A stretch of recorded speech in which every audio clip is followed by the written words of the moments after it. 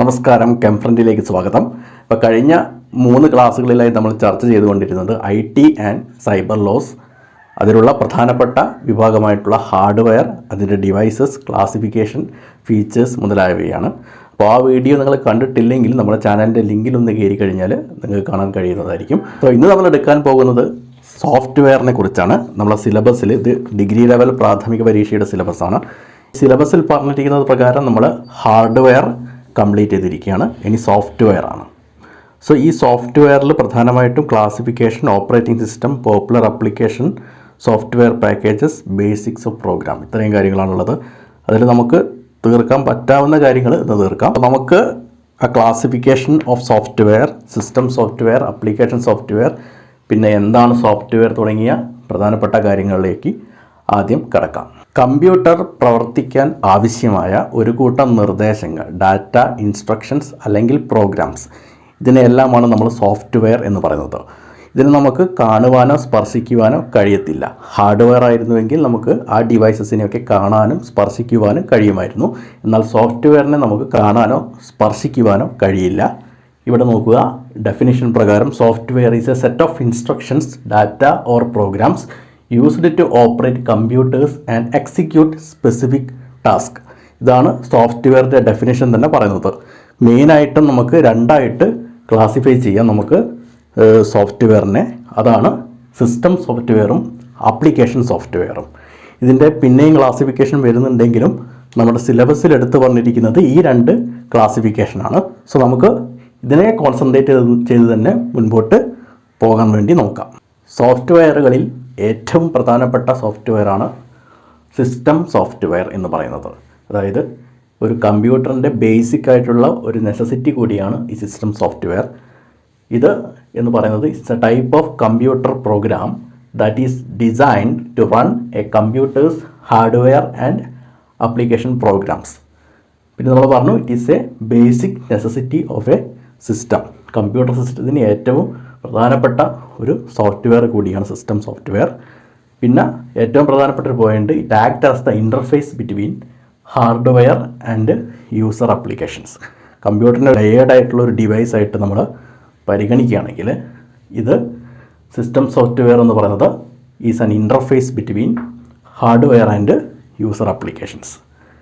പിന്നെ ഇതിൻ്റെ പ്രധാനപ്പെട്ട എക്സാമ്പിൾ ഒന്ന് ഓപ്പറേറ്റിംഗ് സിസ്റ്റമാണ്. അതുകൂടാതെ കമ്പൈലേഴ്സ്, ഇൻ്റർപ്രറ്റർ, അതേപോലെ തന്നെ അസംബ്ലർ എക്സെട്ര, ഇതെല്ലാം സിസ്റ്റം സോഫ്റ്റ്വെയറിൻ്റെ പ്രധാനപ്പെട്ട ഉദാഹരണങ്ങളാണ്. ഓപ്പറേറ്റിംഗ് സിസ്റ്റം, കമ്പൈലേഴ്സ്, ഇൻ്റർപ്രറ്റർ, അതേപോലെ തന്നെ അസംബ്ലർ, ഇതെല്ലാം തന്നെ സിസ്റ്റം സോഫ്റ്റ്വെയറിൻ്റെ പ്രധാന ഉദാഹരണങ്ങളാണ്. സിസ്റ്റം സോഫ്റ്റ്വെയറിലെ ഏറ്റവും പ്രധാനപ്പെട്ട ഒരു ഉദാഹരണമാണ് നമ്മുടെ ഓപ്പറേറ്റിംഗ് സിസ്റ്റം എന്ന് പറയുന്നത്. നമുക്കറിയാം, without an operating system a computer will not work. Windows, Linux, DOS തുടങ്ങിയവയാണ് പ്രധാനപ്പെട്ട ഉദാഹരണങ്ങൾ. അപ്പോൾ നമുക്ക് ഇതിനെപ്പറ്റി ഒന്ന് ഡീറ്റെയിൽ ആയിട്ട് നോക്കണം. നമുക്ക് 1 by 1 ആയിട്ട് ഇതിലുള്ള പോയിൻറ്റ്സുകൾ നോക്കാം. So it is A system software, അത് നമ്മൾ ആദ്യം പറഞ്ഞിട്ടുണ്ടായിരുന്നു. പിന്നെ it act as the interface between user and computer system. It act as the interface between user and computer system. Then operating system controls, coordinates and supervises activities of a computer system. ഇത്രയും functions ഉണ്ട് നമ്മുടെ operating system ചെയ്യുന്നത്. Control, coordination and supervising, ഇത്രയും functions ഒരു കമ്പ്യൂട്ടറിൻ്റെ operating system ചെയ്യുന്നുണ്ട്. പിന്നെ every computer must have an operating system. Without an operating system computer will not work. ഉദാഹരണങ്ങൾ DOS, Unix, Windows, Linux etcetera. Linux നമുക്കറിയാം ടെക്സ് എന്ന് പറയുന്നൊരു പെങ്കിനാണ് ഇതിൻ്റെ സിമ്പലായിട്ട് ഉള്ളത്. അത് പരീക്ഷയ്ക്ക് ചോദിച്ചൊരു ചോദ്യമാണ്, അതുകൊണ്ടാണ് ഞാൻ പറഞ്ഞത്. ലിനക്സിനകത്ത് ടെക്സ് എന്ന് പറയുന്ന ഒരു പെങ്കിനാണ് ഉള്ളത്. പിന്നെ ഈ ഒരു പോയിൻ്റ്, ഇത് പരീക്ഷയ്ക്ക് ഇങ്ങനെ തന്നെ എടുത്ത് ചോദിച്ചിട്ടുണ്ട്. ഇറ്റ് ആക്ട് ആസ് ദ, അതായത് operating system act as the interface between user and computer system. ഇത് ഇങ്ങനെ തന്നെ എടുത്ത് ചോദിച്ചിട്ടുണ്ട്. അപ്പോൾ നമ്മൾ ഈ ഒരു പോയിൻ്റ് പഠിക്കുക. Operating system act as the interface between user and computer system. So ഇത്രയും കാര്യങ്ങളാണ് നമ്മളൊരു ഓപ്പറേറ്റിംഗ് സിസ്റ്റം പഠിക്കുമ്പോൾ ഓർത്ത് വെക്കേണ്ട കാര്യങ്ങൾ. ലിനക്സ് എന്ന് പറയുന്ന ഓപ്പറേറ്റിംഗ് സിസ്റ്റം ലിനസ് ടോർവാൾഡ്സ് എന്ന് പറയുന്ന ഒരു വ്യക്തി 1991 പുറത്തിറക്കിയത്. ഇതിൽ യൂസ് ചെയ്യുന്ന ലാംഗ്വേജസ് ആണ്, ഭാഷകളാണ് സിയും അസംബ്ലി ലാംഗ്വേജും. അപ്പോൾ ലിനക്സിൽ ഉപയോഗിക്കുന്ന ഭാഷകളാണ് സിയും അസംബ്ലി ലാംഗ്വേജും. പിന്നെ നേരത്തെ പറഞ്ഞു നമ്മുടെ പ്രതീകം അല്ലെങ്കിൽ സിമ്പൽ, മാസ്കോട്ട് നമുക്ക് പറയാം ഓഫ് ലിനക്സ് എന്ന് പറയുന്നത് ടെക്സ് എന്ന് പറയുന്ന ഒരു പെൻഗിനാണ്. പെൻഗിൻ്റെ പേരാണ്, അവർ കൊടുത്ത പേരാണ് ടെക്സ്. ഒരു പെൻഗിനാണ് ടെക്സ്. അതാണ് ഇതിൻ്റെ ലിനക്സിൻ്റെ മാസ്കോട്ട് അല്ലെങ്കിൽ സിമ്പൽ. പിന്നെ ഇത് ഒരു യൂണിക്സ് എന്ന് പറയുന്ന ഒരു ഓപ്പറേറ്റിംഗ് സിസ്റ്റം ഉണ്ട്. അതേപോലെ തന്നെയാണ് ഇതിൻ്റെയും ഫങ്ഷൻ.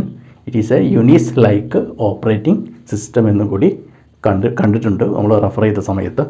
സോ ഇതും കൂടി ഒന്ന് നോട്ട് ചെയ്ത് വെക്കുക. It is A Unix like operating system. ചിലപ്പോൾ പരീക്ഷയ്ക്ക് അങ്ങനെ ചോദിച്ചു കഴിഞ്ഞാൽ നമ്മൾ മാറിപ്പോയത് ലിനക്സ് തന്നെയാണ് ഈ യുണിക്സ് ലൈക്ക് ഓപ്പറേറ്റിംഗ് സിസ്റ്റം എന്ന് മനസ്സിലാക്കി വെക്കുക. സോ ഇത്രയും കാര്യങ്ങളാണ് ലിനക്സിനെ കുറിച്ച് പറയാനുള്ളത്.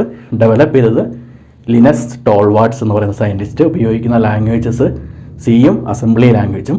മാസ്കോട്ട് ടെക്സ് എന്ന് പറയുന്ന പെൻഗിനാണ്. പിന്നെ it is A Unix like operating system. So അടുത്ത പ്രധാനപ്പെട്ട ഓപ്പറേറ്റിംഗ് സിസ്റ്റമാണ് വിൻഡോസ്. വിൻഡോസ് ഡെവലപ്പ് ചെയ്തത് ബിൽഗേറ്റ്സും പിന്നെ ഇദ്ദേഹത്തെ ഒന്ന് ഓർത്ത് വെക്കണം പോൾ അലൻ. കാരണം നമ്മൾ ബിൽഗേറ്റ് എല്ലാവർക്കും ഓർമ്മ ഉണ്ടാവും. ഈ പോൾ അലൻ എന്ന് പറയുന്ന വ്യക്തിയെ നമുക്കധികം പരിചയം ഉണ്ടാവില്ല. സോ നമ്മൾ ഈ ഒരു പേര് കൂടി ഒന്ന് ഓർത്ത് വെക്കുക. വെരി ഇമ്പോർട്ടൻ്റ് തന്നെയാണ് ഇയാളും പോൾ അലൻ. സോ ബിൽഗേറ്റും പോൾ അലനും കൂടി ചേർന്നിട്ടാണ് നമ്മുടെ മൈക്രോസോഫ്റ്റ് എന്ന് പറയുന്ന കമ്പനി US വാഷിങ്ടൺ DC എന്ന സ്ഥലത്ത് റെഡ്മോണ്ട് എന്ന് പറയുന്ന ഒരു എക്സാക്റ്റ് പ്ലേസ് ആണിത്. റെഡ്മോണ്ട് എന്ന് പറയുന്ന സ്ഥലത്താണ് ഇതിൻ്റെ ഹെഡ് ക്വാർട്ടർ മൈക്രോസോഫ്റ്റിൻ്റെ. അവിടെയാണ് ഇവർ ഇത് ഫൗണ്ട് ചെയ്തത്. സോ ഇതിൻ്റെ ഫീച്ചർ എന്ന് പറയുന്നത് ആദ്യത്തെ ഗ്രാഫിക്കൽ യൂസർ ഇൻ്റർഫേസ് GUI എന്ന് ചുരുക്കപ്പേരിൽ അറിയപ്പെടുന്ന ഗ്രാഫിക്കൽ യൂസർ ഇൻ്റർഫേസ് എന്ന് പറയുന്ന ഒരു ഫീച്ചറായിരുന്നു മൈക്രോസോഫ്റ്റിൻ്റെ ഏറ്റവും വലിയ പ്രത്യേകത.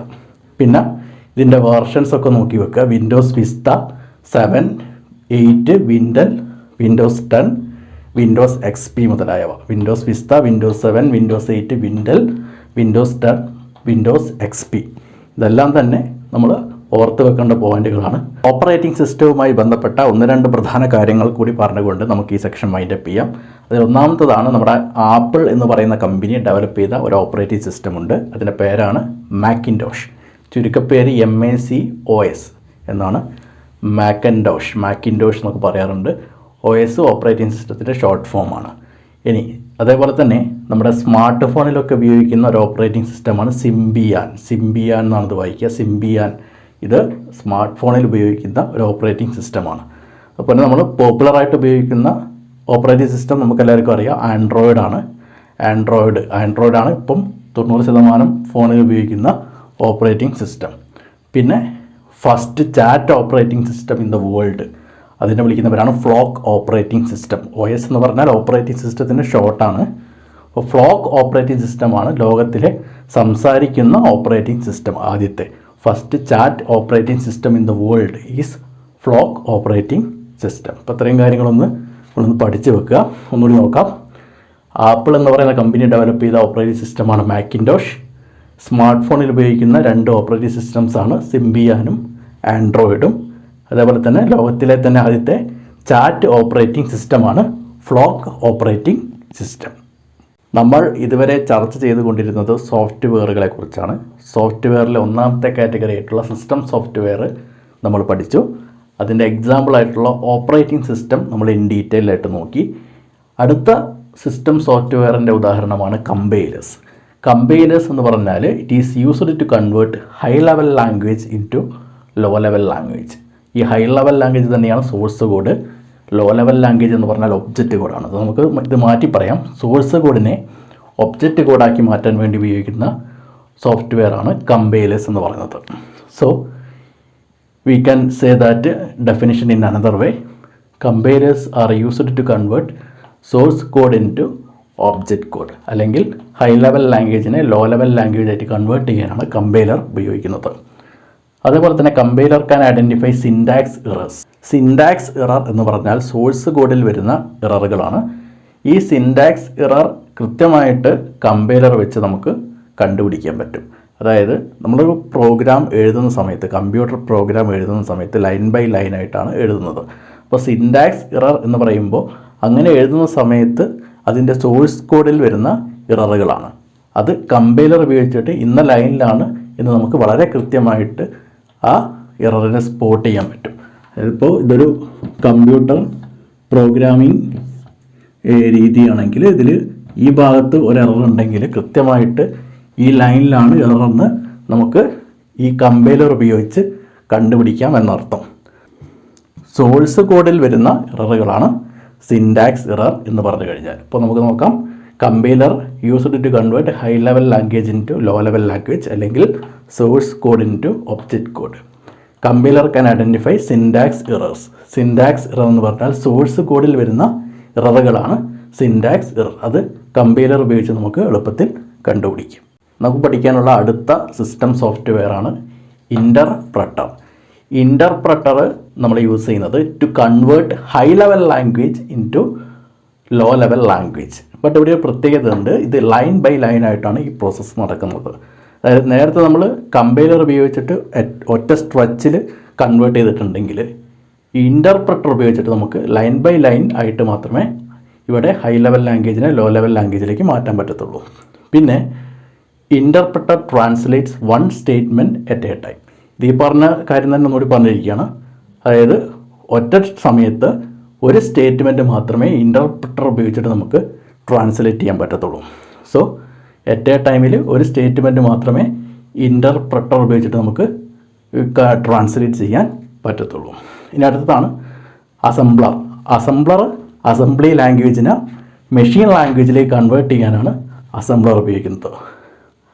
Assembler convert assembly language to machine language. ഈ അസംബ്ലർ ഇവിടെ അസംബ്ലി ചെയ്യുന്നുണ്ട്. അസംബ്ലി. സോ നമുക്ക് ഇവിടെ ഒരു കണക്ഷൻ ഉണ്ട്. അസംബ്ലി. അപ്പോൾ നമുക്ക് ഇങ്ങനെ ഓർത്ത് വെക്കാം. Converts assembly language to machine language. അപ്പോൾ നമ്മൾ അസംബ്ലി ലാംഗ്വേജ് എന്ന് പറയുന്ന സെൻറ്റൻസ് ഉണ്ടെന്ന് നോക്കിയാൽ മതി. പിന്നെ അസംബ്ലറും രണ്ടും നമുക്ക് ഈസിയായിട്ട് കണക്ട് ചെയ്യാം. സോ അസംബ്ലർ ഉപയോഗിച്ചിട്ട് നമുക്കൊരു അസംബ്ലി ലാംഗ്വേജിനെ മെഷീൻ ലാംഗ്വേജായിട്ട് കൺവേർട്ട് ചെയ്യാം. പിന്നെ it act as the translator for low level programming language. Assembler act as the translator for low level programming language. Low level programming ലാംഗ്വേജിൻ്റെ ഒരു ട്രാൻസ്ലേറ്ററായിട്ട് പ്രവർത്തിക്കുന്നതാണ് അസംബ്ലർ എന്ന് പറയുന്നത്. അപ്പോൾ ഇൻ്റർപ്രട്ടറും അസംബ്ലറും വളരെ പ്രധാനപ്പെട്ടതാണ്, പരീക്ഷയ്ക്ക് വന്നിട്ടുണ്ട്.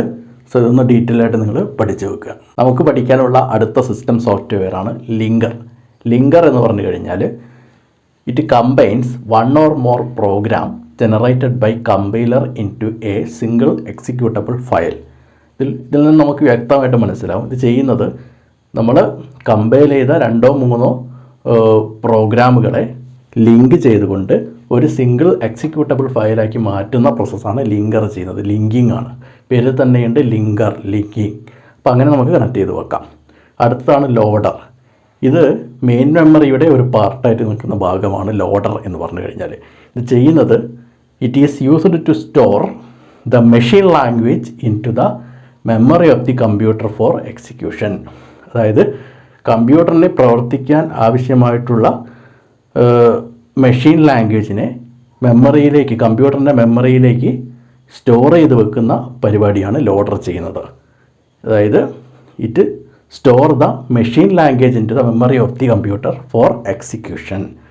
സോ ഇതാണ് ലോഡറിൻ്റെ പ്രത്യേകത. So resides main memory. ഇതിൻ്റെ അർത്ഥം ഇത് മെയിൻ മെമ്മറിയുടെ ഒരു ഭാഗമാണ്.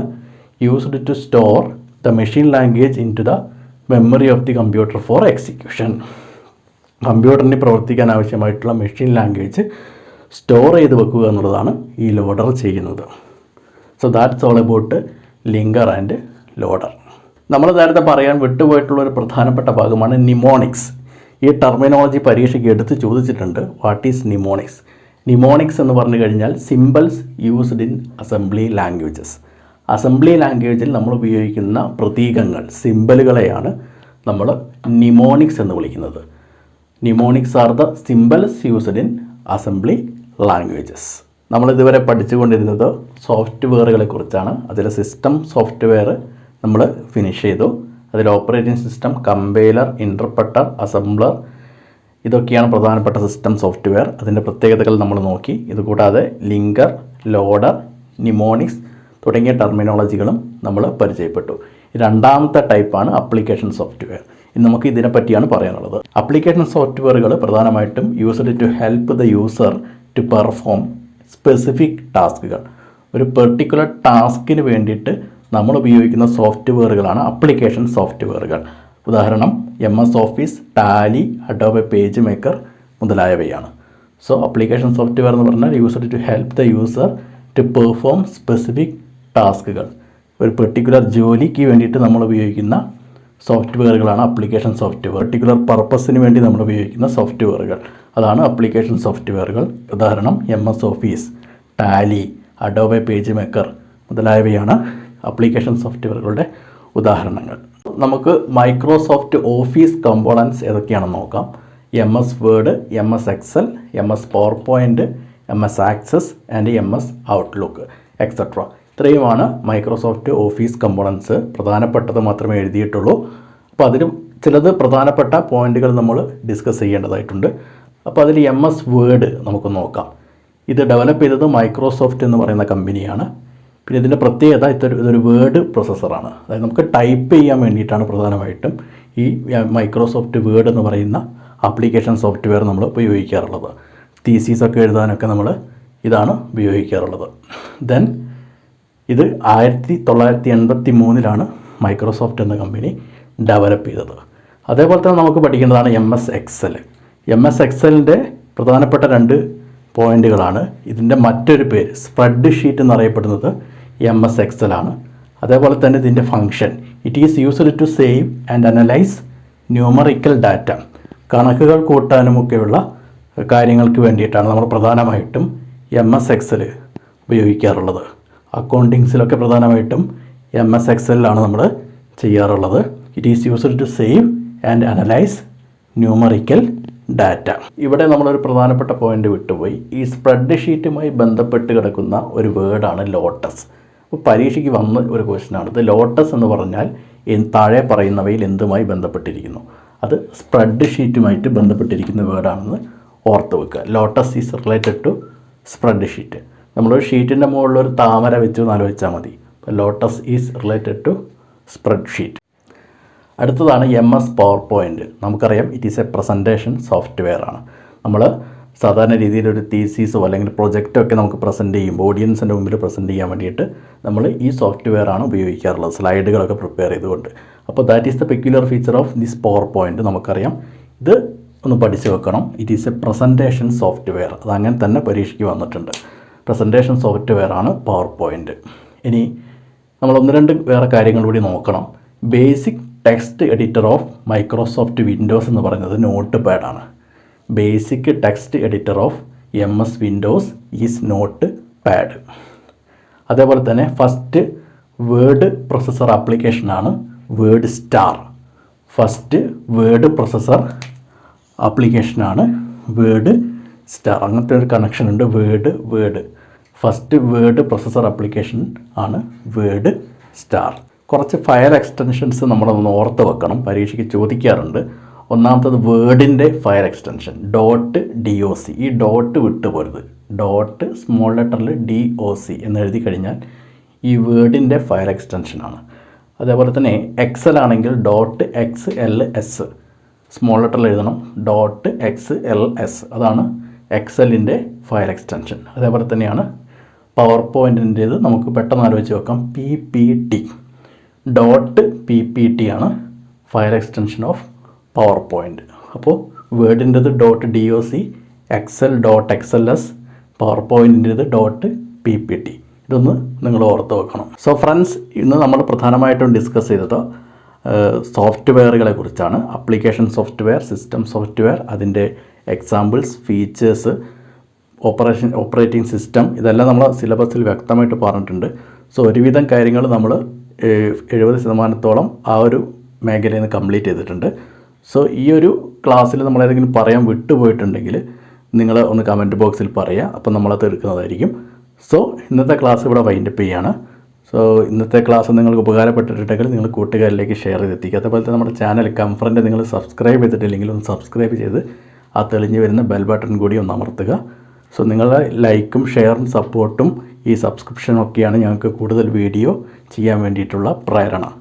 So hope you all enjoy my class and may God bless you all. Thank you very much. See you on next video.